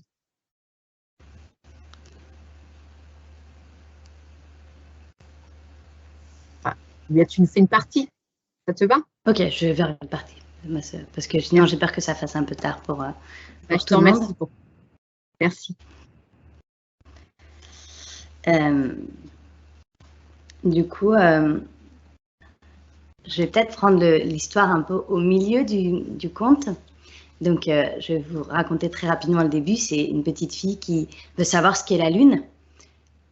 Et voilà, qui est fille de berger, qui habite dans la montagne. Et un jour, en regardant la Lune, elle se demande ce que c'est. Et puis, elle demande à son frère, puis sa mère, puis son père. Et à chaque fois, elle reçoit des questions d'ordre la Lune, c'est dont les réponses sont puisées en fait dans les mythologies, c'est-à-dire la Lune, c'est le symbole de la féminité, ou alors c'est l'œil du dieu de la paix. Enfin voilà. Et puis, ça lui convient pas parce qu'elle se dit, mais quand même, la Lune, c'est pas un symbole, c'est une vraie chose. C'est quoi? D'où est-ce qu'elle vient? Où est-ce qu'elle va? Elle est grande comment? Elle est loin comment? Elle a des questions assez précises et personne ne peut répondre à ces questions. Alors, elle part. Elle quitte le campement de ses parents qui sont donc bergers sur la montagne et elle se met à marcher la nuit dans la montagne. Elle croise un lapin qui visiblement n'a pas du tout le temps de réfléchir à ce genre de questions parce qu'il doit s'occuper de survivre avec sa famille, et qui lui conseille de trouver une chouette parce que les chouettes savent tout. Elle croise une chouette qui sait plein de choses, effectivement, qui sait tout ce qu'on peut savoir sur la montagne. Elle connaît tous les arbres, les animaux, les plantes, tout. Mais la Lune, c'est trop loin. Elle a déjà essayé d'aller jusqu'à la Lune et elle a volé jusqu'à l'endroit où les oiseaux ne peuvent plus respirer et la Lune était toujours aussi loin. Et donc, elle ne sait pas. Et donc, la petite fille, qui a beaucoup marché, Quand la chouette s'en va, elle se retrouve complètement perdue dans la montagne. Il fait très sombre et il n'y a plus de chemin. Alors, elle s'assied par terre, la tête dans les genoux, et elle se met à pleurer. Et là, elle entend « Bonsoir, petite fille ». Elle lève les yeux et elle aperçoit des yeux gris clairs et une forme qu'elle devinait être celle d'un renard, avec l'extrémité des oreilles, les pattes et la queue touffue qui capte le presque rien de lumière et le renvoie dans un léger scintillement d'argent. Et le renard lui demande « Qu'est-ce qui t'amène aussi profond dans la nuit ?» J'avais une question. Quelle est ta question, petite fille? C'est quoi la lune?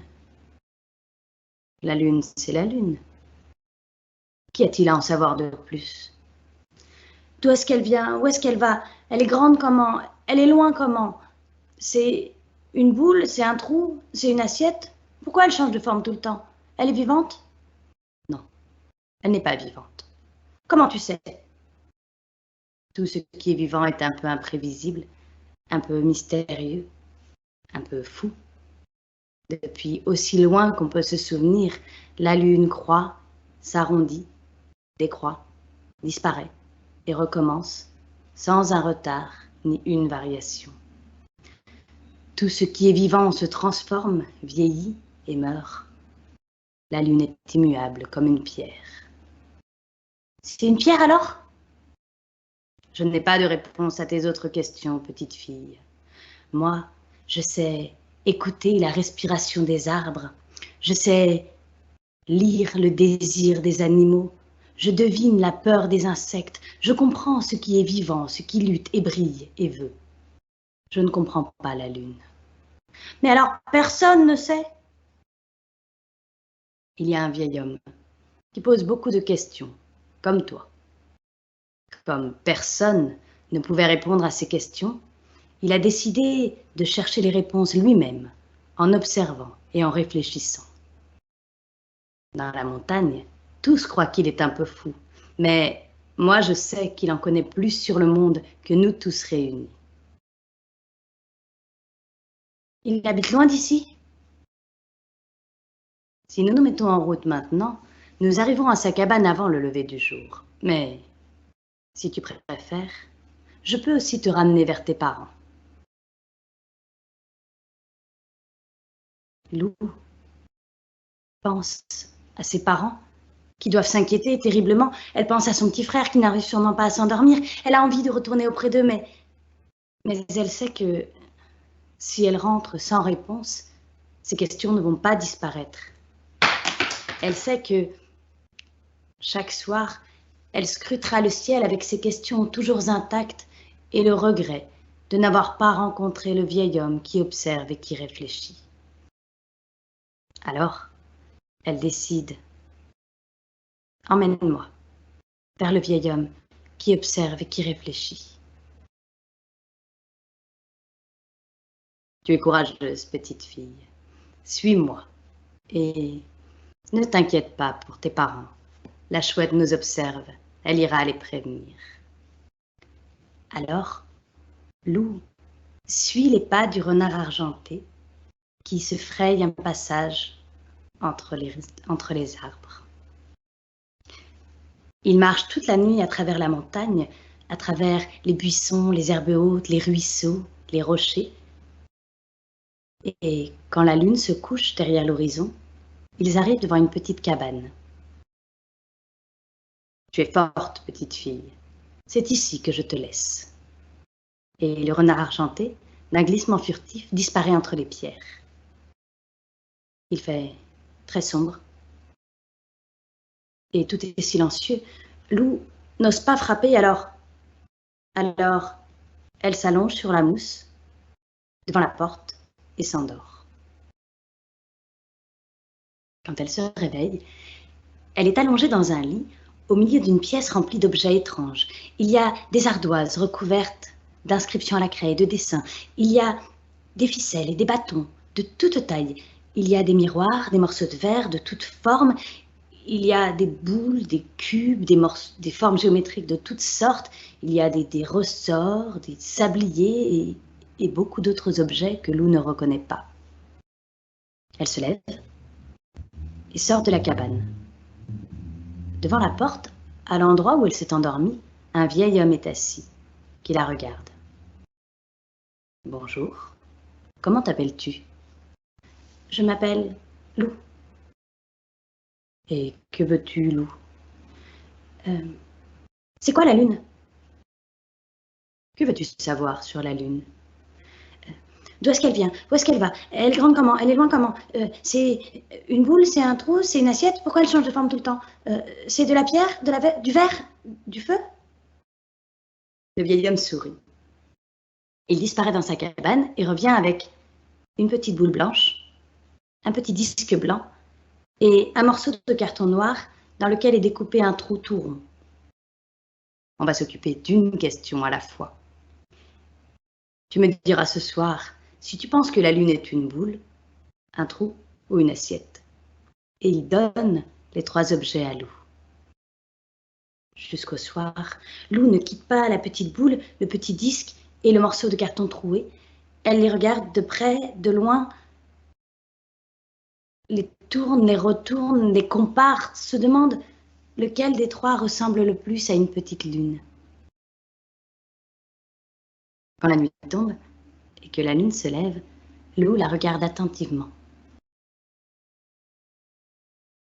Elle est toujours toute blanche, toute brillante, mais elle n'est plus toute ronde. Il lui manque un petit morceau. Alors, Lou se rend compte que la lune a toujours la même forme. C'est toujours un rond parfait auquel il manque un morceau, parfois petit, parfois gros. Au dîner, elle explique au vieil homme pourquoi elle pense que la lune est une boule. Parce que, contrairement aux petits disques ou aux cartons troués qui, quand on les bouge, deviennent ovales, la boule est le seul objet qui est toujours rond, quel que soit l'endroit depuis lequel on la regarde.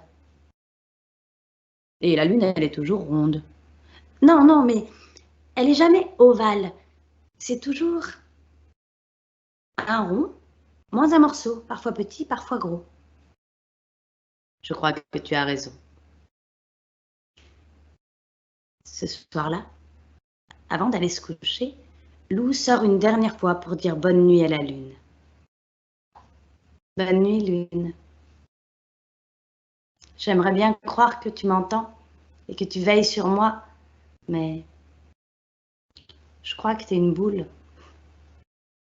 Et demain, peut-être, je saurai pourquoi il te manque des morceaux. Le lendemain, Lou se lève tôt, avant le soleil et avant le vieil homme. Elle sort de la cabane avec sa petite boule blanche dans la main. Elle observe la boule et réfléchit. Et observe la boule et réfléchit. Ce qu'il faudrait pour que la boule ressemble vraiment à une lune, c'est peindre en noir le morceau manquant.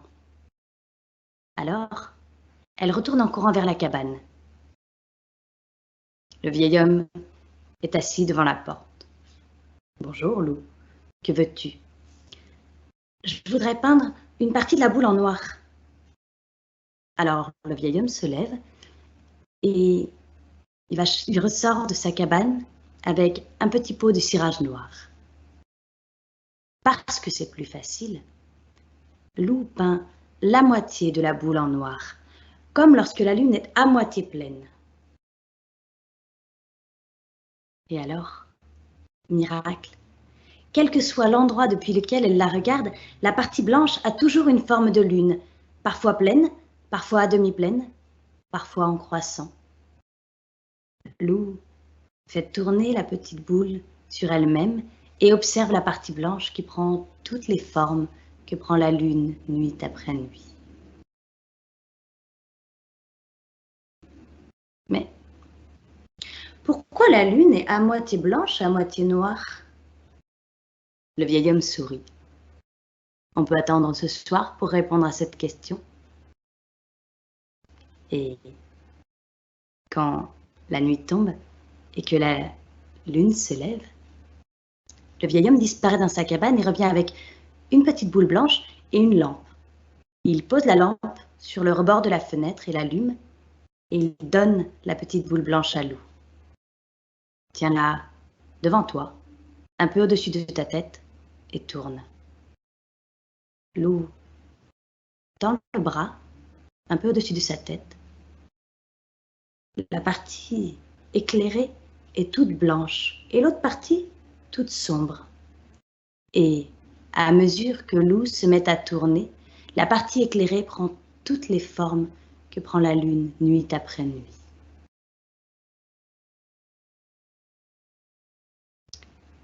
À ton avis, Lou, que représente la lampe?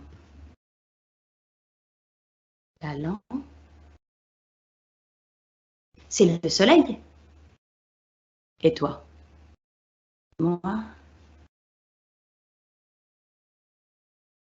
Moi, je suis la terre. Le vieil homme sourit. Tu vas repartir demain. Je suis heureux de t'avoir rencontré. Et on n'a pas fini de répondre à mes questions. Tu pourrais rester ici des mois sans avoir fini de répondre à tes questions. Tes parents t'attendent, Lou. Tu pourras continuer à observer et à réfléchir auprès d'eux. J'espère que tu n'auras jamais fini de répondre à tes questions. Et le vieil homme, d'un pas tranquille, disparaît dans sa cabane. Lou est retournée auprès de ses parents. Bien sûr, ils ont été un peu fâchés qu'elle soit partie aussi longtemps sans rien dire, mais aussi un peu fiers d'elle. Après tout, elle avait réussi à trouver seule, presque seule, les réponses à ses questions en observant et en réfléchissant. Un jour, elle a trouvé dans une de ses poches un petit papier que le vieil homme y avait laissé. Dessus, une inscription un peu mystérieuse. Peut-être que les éclipses de lune t'aideront à savoir combien la lune est grande. Alors, Lou continue d'observer le ciel, la tête pleine de réflexions. Et un jour, sûrement, elle saura combien la lune est grande et combien elle est loin.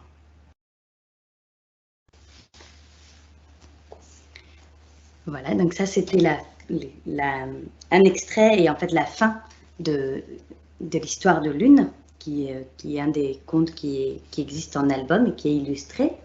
Voilà, donc là j'ai fait le choix, c'était peut-être un choix, pas un bon choix, mais j'ai fait le choix de vous juste raconter l'histoire sans vous montrer les images et sans objet. Donc il y a des choses peut-être qui étaient pas très faciles à visualiser, mais voilà, normalement soit je fais vraiment un conte avec des objets manipulés, soit il y a des illustrations notamment par exemple sur la boule, une boule noire tout ce qu'on peut voir quand on fait tourner une boule noire sur elle-même.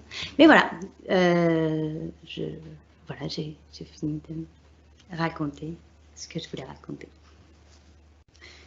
Merci beaucoup, Marie. Merci à tous les participants, toutes les participantes. On va regarder rapidement s'il y a des questions. Alors, il y a une question concernant Stéphane.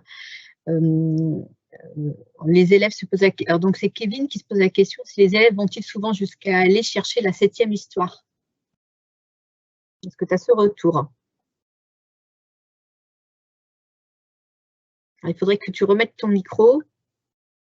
Peut-être que Anthony peut remettre pour tout le monde.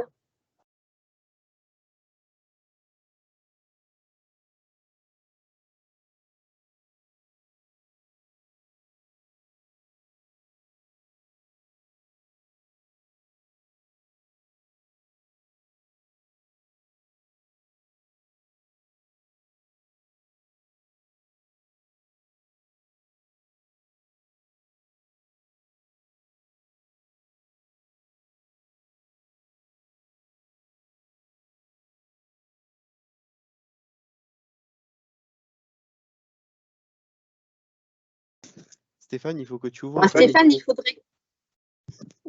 Il faut que tu cliques sur le petit micro pour l'activer, comme tout à l'heure. Parce qu'on ne t'entend pas.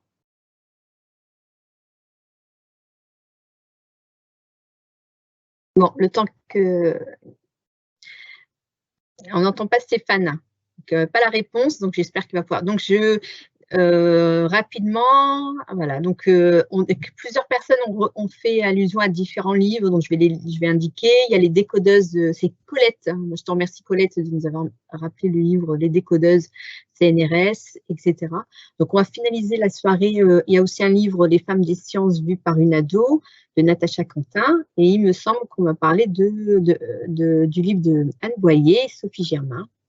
J'étais Sophie Germain avec Charreton, voilà.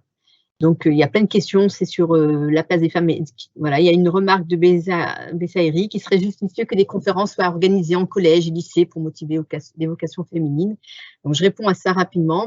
Vous avez les associations Femmes et Sciences, Femmes et Maths et Maths en scène qui proposent, et d'autres associations qui peuvent intervenir dans les établissements pour cette particularité.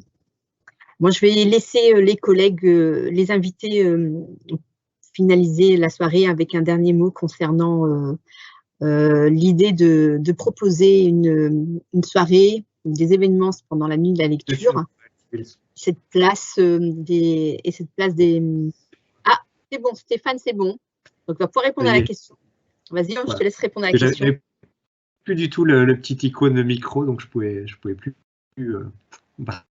donc, oui, je disais que j'ai pas de recul pour la 7e histoire parce que le livre est sorti à la fin du mois d'octobre et il faudrait que je demande à mon éditeur pour savoir combien de personnes se sont connectées pour aller télécharger la 7e histoire.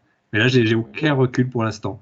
Je sais juste que la documentaliste de mon collège m'a arraché le code parce que elle m'a redemandé plusieurs fois.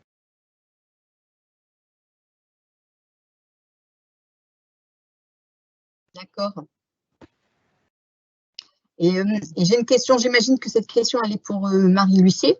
Interviendrez-vous dans les Hauts-de-France pour des 6e? Caroline, c'est bien ça, vous pouvez me faire une petite remarque dans les réponses à votre question. Donc ça c'est pour Marie Lucier. J'ai pas compris la question. Interviendrez-vous dans les Hauts-de-France pour des 6e si on faisait appel à toi? C'est possible parce que les Hauts-de-France, en fait, oui, j'interviens partout en France, mais c'est vrai que plus le déplacement est loin, enfin moi je suis à Lyon, donc plus c'est loin et plus c'est compliqué à mettre en place, surtout pour des choses courtes, mais oui, il faut il faut qu'elle me contacte et puis en fait comme il y a d'autres personnes qui sont intéressées dans le nord de la France, on peut tout à fait organiser des choses. Donc oui, il faut que vous me contactiez. Et oui, j'interviens.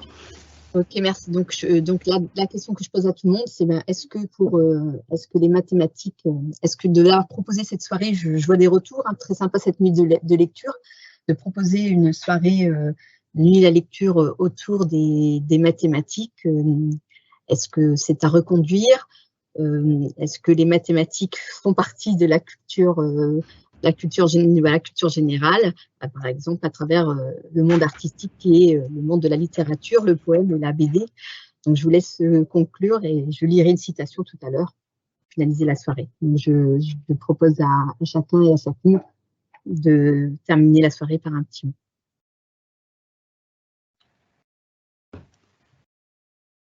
Oui, je commence. Oui, par exemple. Oui, moi, juste pour dire que depuis toujours, je mets tout en œuvre pour que les mathématiques soient parmi le reste au cœur de la culture, c'est-à-dire que, comme ça a été dit d'ailleurs en début de soirée, il n'y a pas de différence pour moi, il n'y a pas d'opposition, il n'y a pas un monde littéraire, un monde scientifique, un monde mathématique, et pour moi tout est lié, et tout est là pour se compléter. Donc voilà, les mathématiques et le reste, et la lecture, tout ça est fait pour se mélanger.